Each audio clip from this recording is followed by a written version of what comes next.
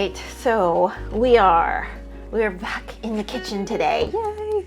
I'm back from my Indian wedding, and at the Indian wedding there were so many good foods. If you haven't seen the video, I'm gonna link it up there and down below and all of that.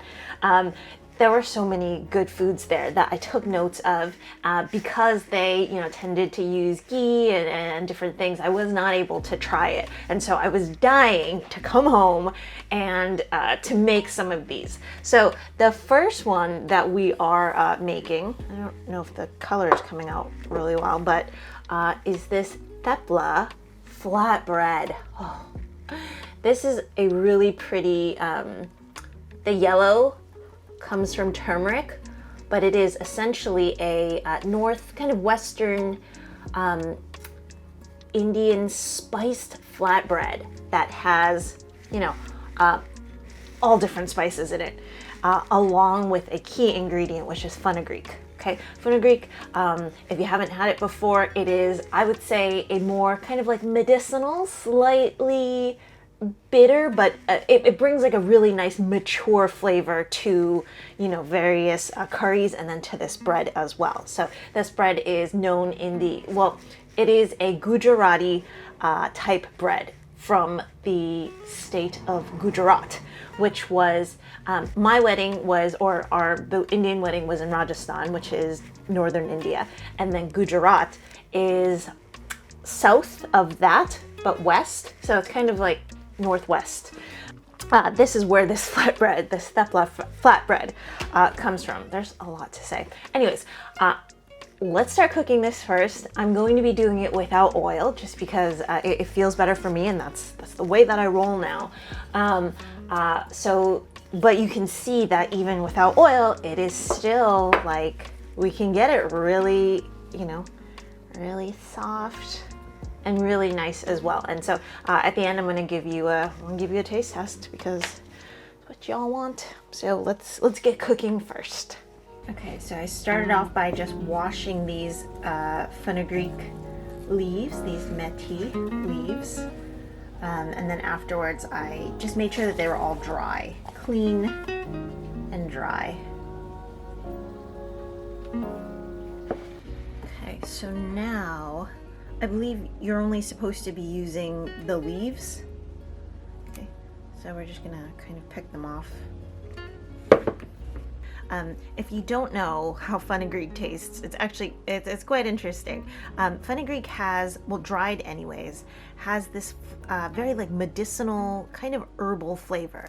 And I don't mean herbs necessarily like basil or thyme. I mean herbal like kind of like your dandelion root or like burdock root, if anybody's into kind of like those type of herbal teas. So it can be quite medicinal. And then if you're lucky enough to have some of these at your South Asian grocery store, I just had one of these. They are, I guess the ending kind of tastes medicinal and herbal, but they're actually slightly bitter leaves. More bitter than your average green leaves.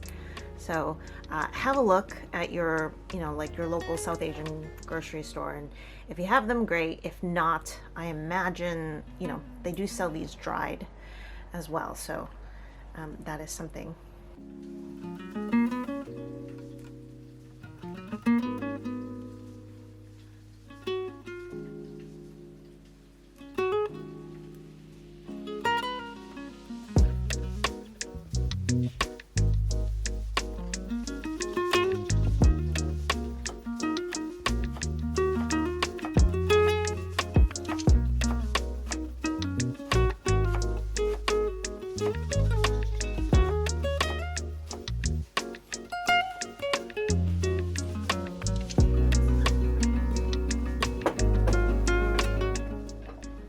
Original, a bowl made by me, but they fired it at the wrong temperature.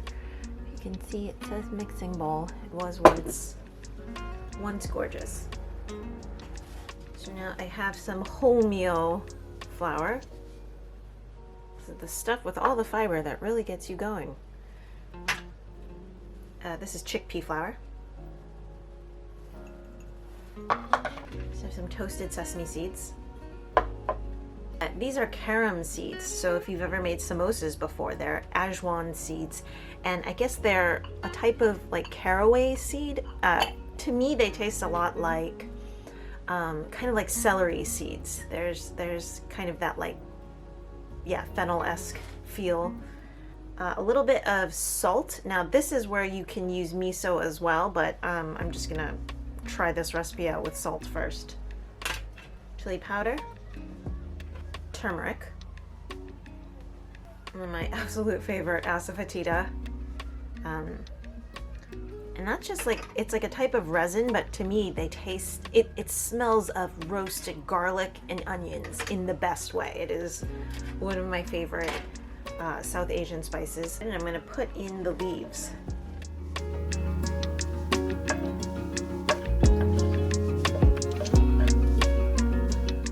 Because I've opted to not use oil in this recipe, it is one of the reasons that I chose a recipe that uses also curd, or I'm just going to put in some vegan yogurt. This is going to make the dough a little bit richer. It's going to keep it moist. But then also, because we do use sesame seeds in this recipe, I thought just like a teaspoon of tahini as well. And that's going to substitute for, you know, whatever oil I'm missing in this recipe.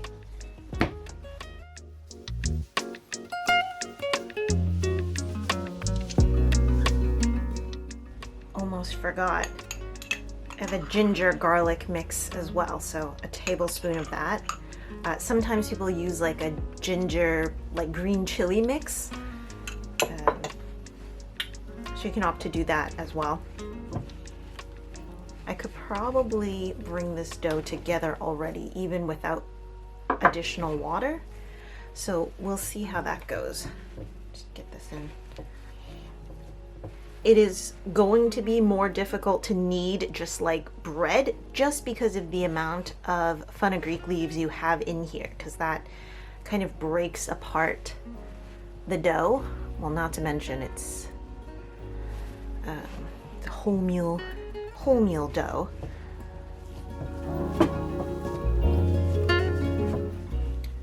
So I think because it was wholemeal flour, it did actually take a couple tablespoons of the water just to bring it together.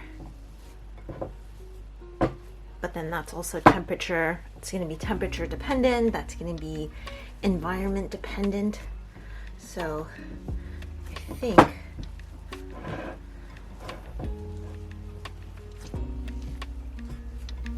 a couple minutes here. We're just going to cover it for about 30 minutes, and then I'm going to divide it up, and then we're going to roll it out. I wonder if we could just divide it up now. Because then that way it might be easier to roll out afterwards.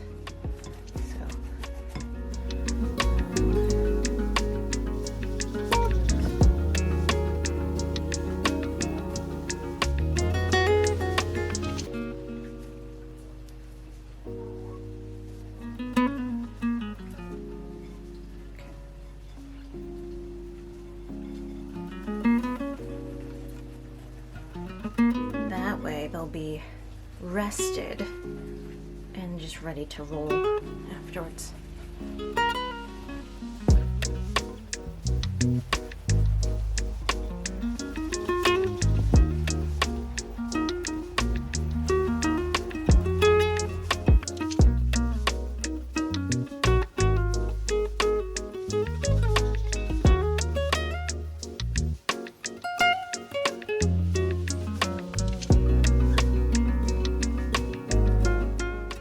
Slightly moist.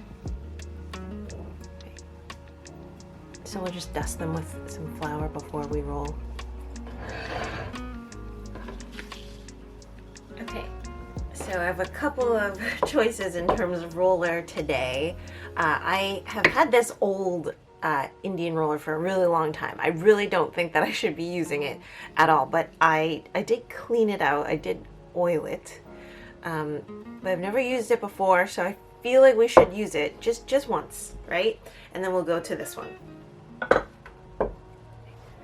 Make sure it's not going to break. Okay, so we have it into a ball. That's great.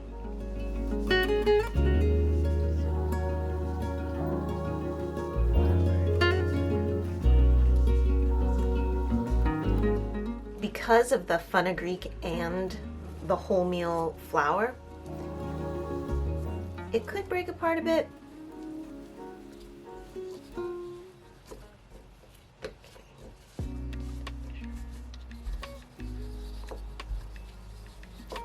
I think the nice thing about this is that you can actually just get it to, have you ever seen that before, that kind of technique where it slowly kind of rotates for you.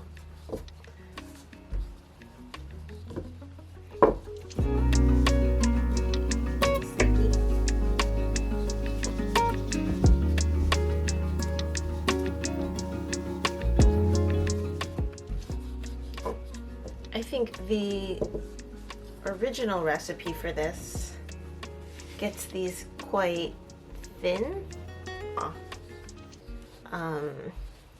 The chef that was making it said that he, you know, in his family, they liked it quite thick. So I think for us, we'll get it to something like this. Okay. So I'm gonna have a couple on hand so that I can quickly move on to the next one.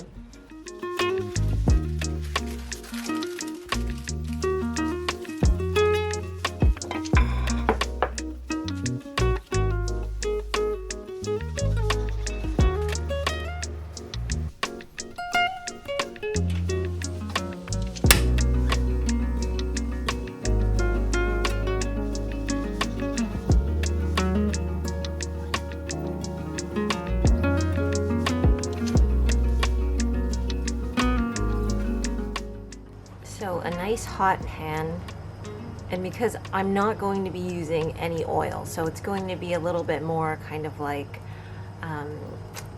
just kind of like a oil-free flatbread.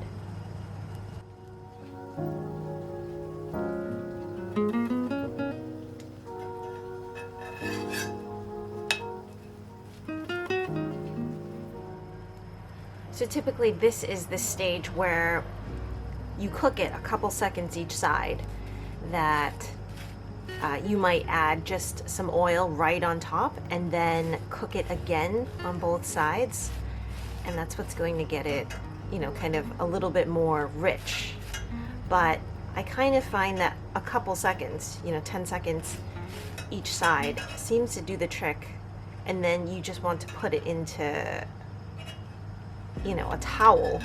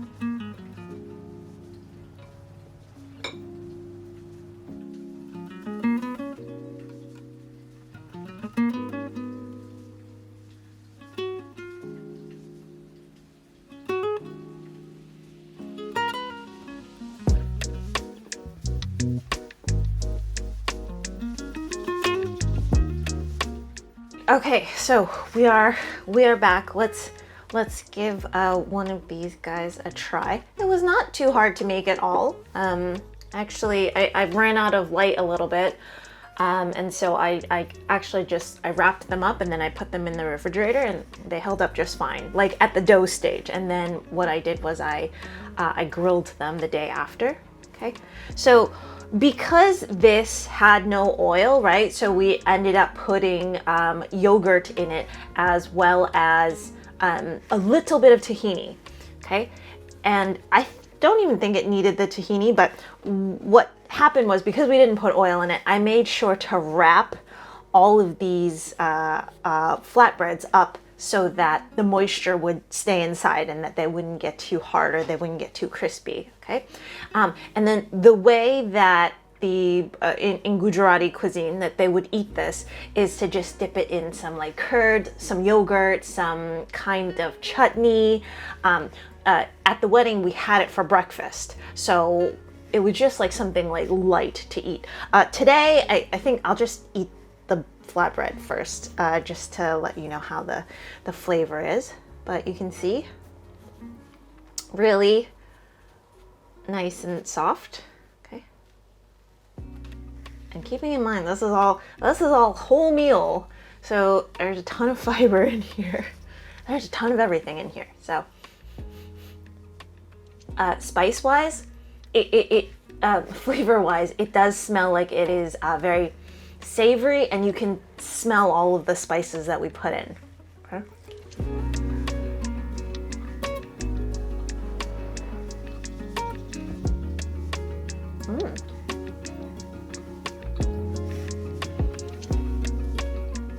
There's actually a lot of different flavors going on here. I mean, we put in, ginger, garlic, asafoetida.